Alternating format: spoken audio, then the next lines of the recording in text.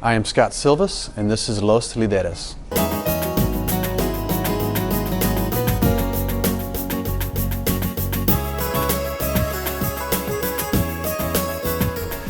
So, growing up here in Houston, I actually grew up on the east part of town in LaPorte, about 20 miles east of Houston.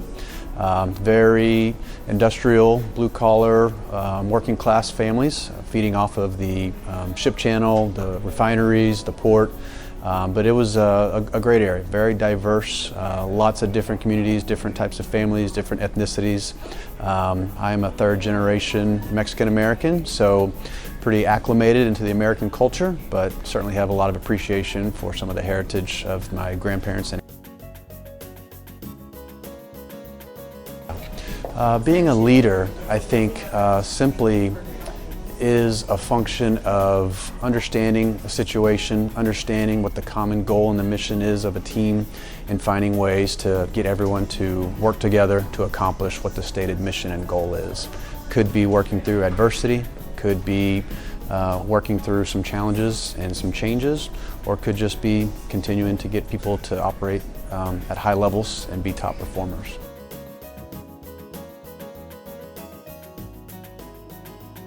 Yeah, I think in the corporate world, lots of times you might observe around the room and see that you may not necessarily look exactly like everyone else, and you can't always avoid stereotypes and impressions people may have at the very beginning.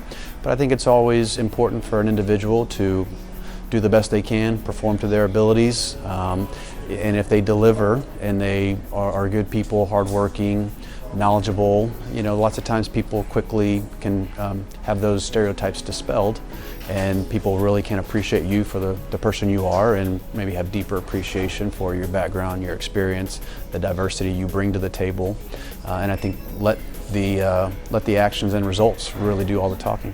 I think being raised in Houston, being a third generation Mexican-American family, I acknowledge that there may have been some parts of the culture and heritage that we may not have been as big a part of a tradition of our family, and I certainly was sometimes envious of those other families and friends I had that may have been deeper entrenched in their heritage, in their culture. But I was always very interested to learn more, appreciate the upbringing they may have had, and learn more, and try to continue to embrace a very strong tradition and culture. I appreciated that oftentimes when we would go visit family, typically the grandparents, which was a lot of times around holidays and certain traditional cultural times of year that maybe the Hispanic community tends to get together more often, Christmas time, Mother's Day, Easter. I would appreciate that we might see different food and dishes that we wouldn't see on a normal basis. My grandmother would make menudo better than anybody else, and so at least 2 or 3 times a year it was exciting to go visit the family and appreciate what she could work up in the kitchen. She was old school, so she would also make tamales on a regular basis and roll up her sleeves and do all the hard work and grinding of the masa. And whenever we would travel to go see her, it was always exciting to get some of that deep traditional food. Otherwise, in Houston, we were certainly accustomed to fajitas and things at the Tex-Mex restaurants around town that were really good. Yeah, definitely somewhat of a language barrier to work through and understand and ultimately appreciate within my family. My parents grew up in the 50s in Texas, where they speak Spanish very well. But in that time, speaking Spanish in the schools and teaching it in the education systems wasn't supported. So when we were raised, they didn't see the value of us learning and speaking Spanish, and they would only speak to us in Spanish around us if there was something they didn't want us to know or understand what they were saying. So that wasn't very often that we would have an opportunity to learn from it. Visiting grandparents, in a different part of the state, 4 hours away, a few times a year. We didn't necessarily, weren't surrounded by just Spanish-speaking relatives, where you had to figure out some ways to communicate, where I think some people learn. So when we were with them, lots of times it was just trying to really have more basic, limited conversation, because there was limited English that they knew, limited Spanish that we could speak.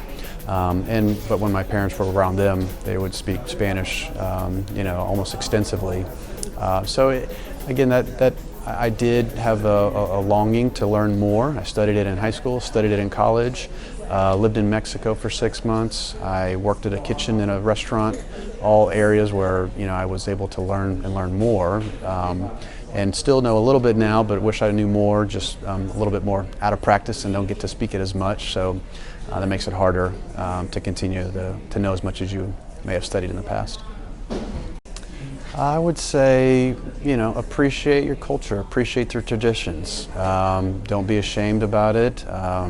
Even if you are a few generations removed from some ancestors who may have been more deeply rooted, take the time to figure out how to communicate more with some of your ancestors and spend time and appreciate their upbringing, their background. And then as you're working or as you're hanging around friends and peers, and appreciate that there's differences. I think at an earlier age you don't realize the value of being diverse and being different. As I have grown up more in life and now in a more professional setting, I think diversity is tremendous to allow companies to be successful, businesses to be successful, teams to be successful. I don't think you realize that when you're growing up and you're in your teens. So it's just something to appreciate, but in return appreciate others as well and some of the diversity that they bring. Industry, the financial services industry, there is a continued change, growing diversity amongst the population and business owners and people that we seek to connect with, being at a commercial bank. The city's diverse, more and more generations are becoming more diverse. It's a very big international city, lots of international communities, international businesses seeking to establish a North American presence, oftentimes look at Houston and Texas. So the people that are communicating and building those relationships with those business owners and C-suite managers is becoming as diverse as the city is, because lots of times that's helps build a great connection and deep rapport with the company, and sometimes a better understanding of kind of their background, their business, their experience, and how they are operating their business. So I think it's very critical and important that companies and banks and financial service firms recognize and appreciate that will help them be more successful if it's a good reflection of the community and the people in the community. As I have 3 young children, I think what part of an awesome future for them is just embracing at an earlier age what technology can bring and how you can learn and advance and be exposed to a lot more earlier on in life and at a more rapid pace. If you look at things that they can do through iPads, through cell phones, through computers, through internet, through more exposure to international communities, international people, international businesses, they'll know and see at a much earlier age what a different culture, what a different part of the world looks like, and what their differences are. So I'm excited that they get to see and appreciate and be exposed to more of that, which again I appreciated growing up, but it certainly didn't have the extent to be exposed to that the same way they do. So I think technology is going to be a big part of an awesome future for my kids. I am Scott Silvas, and this was Los Lideres.